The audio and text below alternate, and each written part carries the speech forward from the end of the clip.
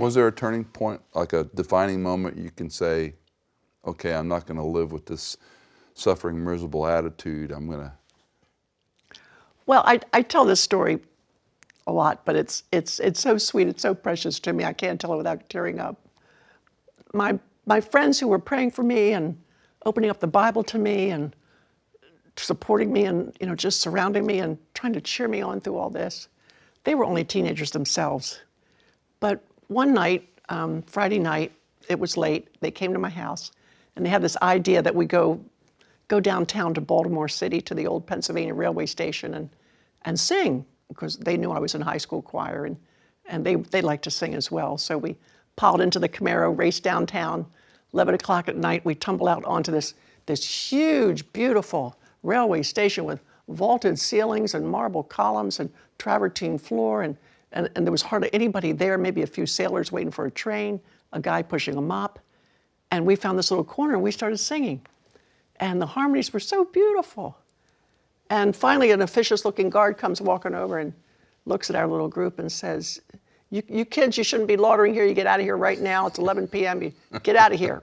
And then he pointed to me and said, and you in that wheelchair, put it back where you found it right now.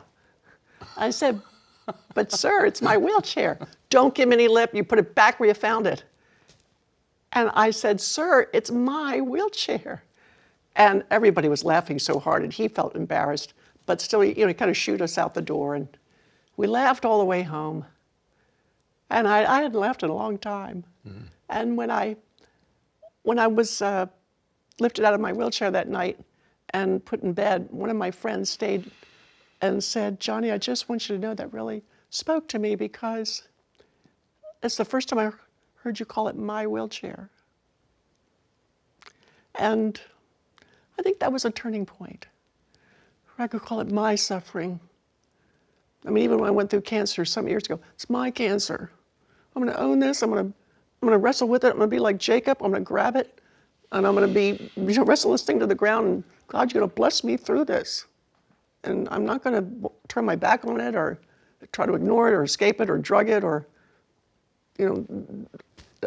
I'm just going to walk into it and somehow find God in it.